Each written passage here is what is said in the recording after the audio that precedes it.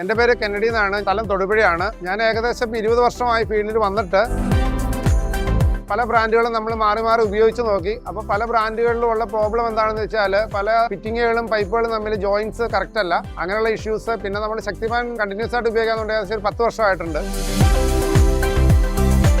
ശക്തിമാൻ വളരെ lead free ആണ്. Lead free ആയതുകൊണ്ട് ആരോഗ്യ പ്രശ്നങ്ങളൊന്നും ഉണ്ടാകുന്നില്ല. പിന്നെ അതിന്റെ ഫിറ്റിങ്ങുകളും മറ്റുള്ള കാര്യങ്ങളും നല്ല സ്യൂട്ടബിൾ ആണ്. വളരെ കാലം ഈട് നിൽക്കും.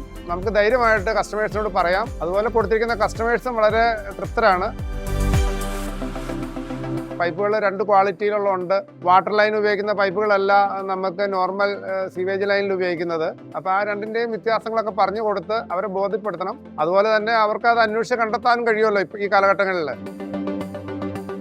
നമുക്ക് സാധാരണഗതിയിൽ പൈപ്പ് ഫിറ്റിങ്ങുകളിലുള്ള പ്രശ്നം എന്താണെന്ന് വെച്ചാൽ പൈപ്പും ഫിറ്റിങ്ങും തമ്മിൽ നമ്മൾ ഫിറ്റ് ചെയ്ത് കഴിഞ്ഞതിന് ശേഷം ലൈൻ ചാർജ് ചെയ്ത് കഴിയുമ്പോൾ പ്രഷർ കൊടുത്തു കഴിഞ്ഞാൽ ജോയിൻറ്റിൽ ചെറിയ ലീക്കേജ് സാധാരണഗതി കാണാറുണ്ട്. അത് വലിയ വലിയ ബ്രാൻഡുകളിൽ പോലും ഉണ്ടാവാറുണ്ട്.